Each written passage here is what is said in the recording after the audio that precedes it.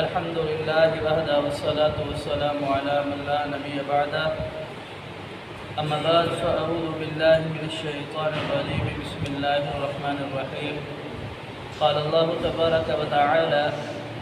يا أيها الذين آمنوا إذا قمتم إلى الصلاة فاغسلوا وجوهكم وأيديكم إلى المرافق وامسحوا برؤوسكم وأرجلكم إلى الكعبين وإن كنتم جنبا فاطهروا وإن كنتم مرضى أو على سفر أو جاء أحد منكم من الغائط أو لامستم النساء فلم تجدوا ماء فتيمموا صعيدا طيبا فامسحوا بوجوهكم وأيديكم منه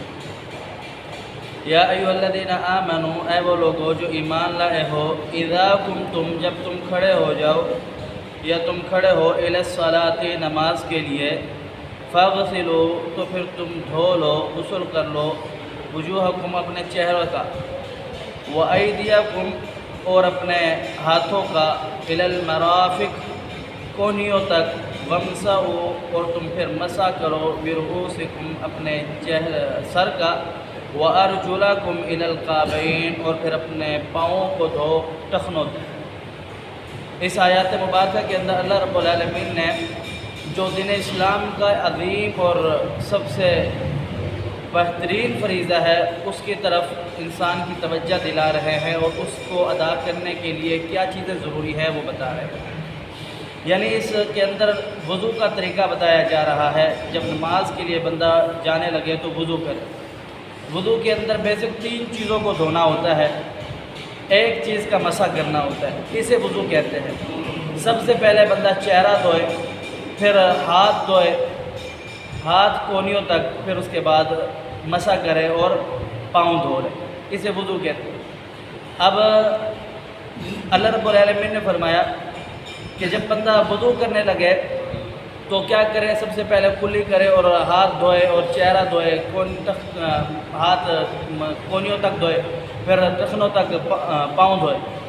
فرمایا رسول اللہ صلی اللہ علیہ وسلم نے جب کوئی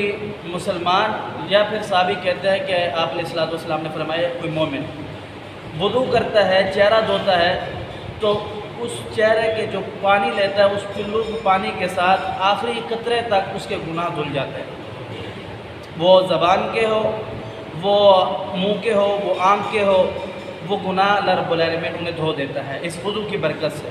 فرمایا جب تو اپنے ہاتھ دھوتا ہے یا مسلمان یا مومن یا اس پانی کے ساتھ یا اس پانی کے آخری قطرے کے ساتھ، حدیث کی یہ الفاظ ہے، اس کے گناہ دھل جاتے ہیں۔ یا پھر جب وہ پاؤں دھوتا ہے مومن یا مسلمان پانی کے ساتھ یا پانی کے آخری قطرے کے ساتھ تو اس کے گناہ دھل جاتے ہیں۔ یہ ایک بہت بڑا عظیم عمل ہے اور اس کا بہت بڑا اجر ہے۔ انسان گناہ گار ہے، خطا کار ہے، اللہ رب العالمین کتنا رحم کرنے والا ہے کہ انسان نے گناہ کیا، ایک نماز پڑھی، اس کے درمیان جو دوسری نماز آئی اس نے جو گناہ کیا اللہ رب العالمین نے معاف کر دیا۔ یہ صغیرہ گناہ کی بات ہو رہی ہے، کبیرہ کی معافی مانگنی پڑتی ہے۔ آگے رب تعالیٰ فرماتے ہیں وَإِن كُنتُمْ جُنُبًا فَطَّهَّرُوا، اگر تم جنبی ہو یعنی تمہیں غسل کرنا ہو، جس حالت میں بھی ہو، یا پھر احتلام ہو جائے یا پھر بندہ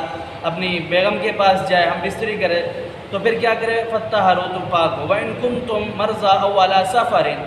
یا پھر تم سفر میں ہو، أَوْ جَاءَ أَحَدٌ مِّنكُم مِّنَ الْغَائِطِ، یا پھر کسی کو قضائے حاجت پیش آئے، وہ قضائے حاجت کے لیے جائے، أَوْ لَامَسْتُمُ النِّسَاءَ، یا پھر وہ اپنی عورت کے ساتھ ہم بستری کرے یا جماع کرے، فَلَمْ تَجِدُوا مَاءً، پھر وہ پانی نہ پائے۔ یہ ہوتا ہے کہ ہم بستری کی جنبی ہو گیا ہے یا قضائے حاجت کے لیے گیا ہے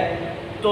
وضو کرنا پڑے گا یا پھر غسل کرنا پڑے گا، اب پانی نہیں پاتا تو کیا کرے؟ اللہ رب العالمین نے انسان کے اوپر کتنا احسان کیا۔ فرمایا کہ فَلَمْ تَجِدُوا مَاءً فَتَيَمَّمُوا صَعِيدًا طَيِّبًا، وہ کیا کرے جہاں پاک مٹی کو پائے، پاک مٹی سے مل جائے، صاف مٹی ہو، فَامْسَحُوا بِوُجُوهِكُمْ وَأَيْدِيَكُمْ، اپنے چہرے اور اپنے ہاتھوں کا مسح کرے۔ اس کی طریقہ جو رسول اللہ صلی اللہ علیہ وسلم نے بتایا وہ یہ ہے کہ زمین کے اوپر اپنے ہاتھ مارے، پھر اس کو صاف کرے، اس کے بعد چہرے پر مارے اور اپنے ہاتھوں پر مارے، غسل بھی ہو گیا اور وضو بھی ہو گیا۔ یہ طریقہ کار ہے تیمم کا۔ آگے رب تعالیٰ فرماتا ہے ما یرید اللہ لیجعل علیکم من حرج، وَلَكِنْ يُرِيدُ لِيُطَهِّرَكُمْ، اللہ رب العالمین تم پر تنگی نہیں کرنا چاہتا، اللہ رب العالمین تمہیں پاک کرنا چاہتا ہے۔ وَلِيُتِمَّ نِعْمَهُ، اور اللہ رب العالمین نے پورا کر دیا اپنی نعمت کو علیکم تم پر، لَعَلَّكُمْ تَشْكُرُونَ، شاید کہ تم اللہ رب العالمین کا شکر ادا کرو۔ اس آیات مبارکہ کے اندر اللہ رب العالمین نے وضو کا طریقہ، غسل کا طریقہ، جب وضو کا پانی نہ ملے یا غسل کے لیے پانی نہ ملے، بندہ حالت جنبی ہو یا پھر بندہ